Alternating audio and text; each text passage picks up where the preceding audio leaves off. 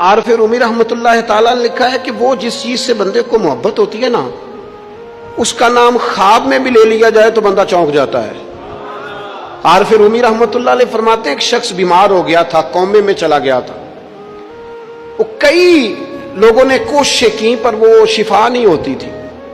باپ اس کا بہت بڑا آدمی تھا، مالدار تھا، تو اس نے ایک بڑے طبیب کو بلایا، اس نے کہا اس کا پتہ تو کرو معاملہ کیا، کیسے ٹھیک ہو سکتا ہے۔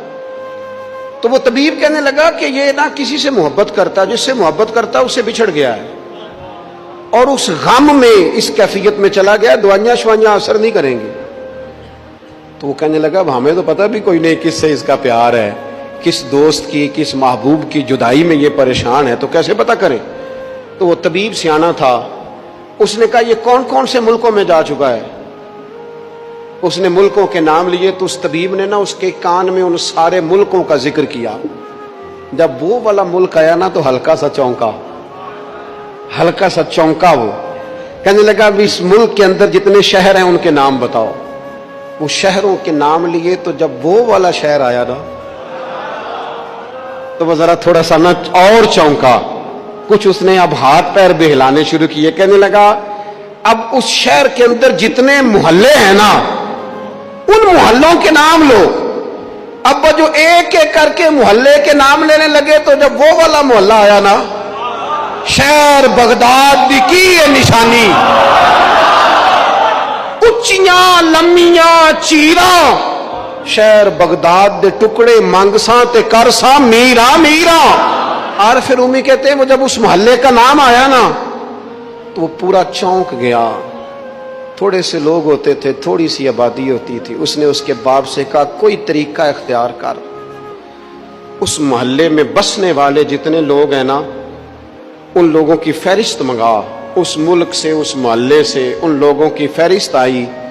جب ایک ایک نام بولے جانے لگے اور جب نام آیا نا محبوب کا، نہ علماں وچ پھسا سانو تو یار دی گل سنا، اور جب نام آیا نا اس محبوب کا تو پہلے اس کے ہاتھ کانپے، پھر اس کی نظر پھڑکی، پھر اس کی آنکھوں میں آنسو آئے، اور پھر اس نے آنکھیں کھول کے ہاتھ تھاما اپنے باپ کا اور رو کے کہنے لگا بابو آیا ہے، وہ یہاں ہے، ملاقات ہو جائے گی۔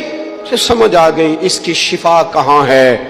فاضل بریلوی رحمت اللہ علیہ کسی سے بات کر رہے تھے، وہ کہہ رہا تھا مکہ افضل ہے، یہ کہتے تھے نہیں مدینہ افضل ہے۔ وہ بار بار کہتا تھا نہیں مکے کی فضیلت زیادہ ہے، لا اقسم بہذا البلد وانت حل بہذا البلد۔ فاضل بریلوی کہتے تھے یہ وانت حل پر ہی غور کر، تجھے سمجھ آئے افضل کیا ہے۔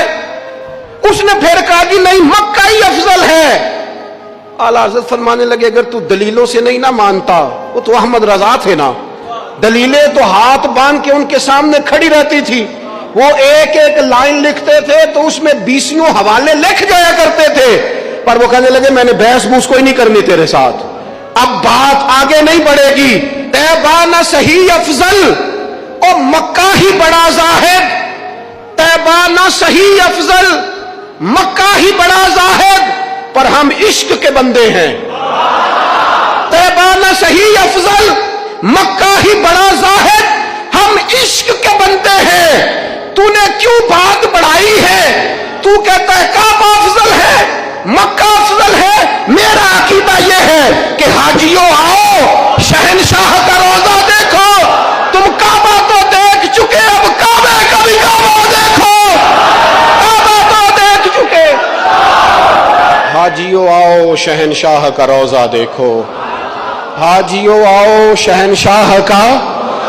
اب وہ رنگ دیکھو نا، لوگوں نے عمرہ کر لیا ہے، فارغ ہو گئے ہیں، حج کر لیا ہے، بس میں بیٹھے اور اچانک کسی نے آواز لگائی حاجیوں آؤ یارو اب شہنشاہ کا روضہ دیکھو، تم کعبہ تو دیکھ چکے ہو، اب کعبے کا بھی کعبہ دیکھو۔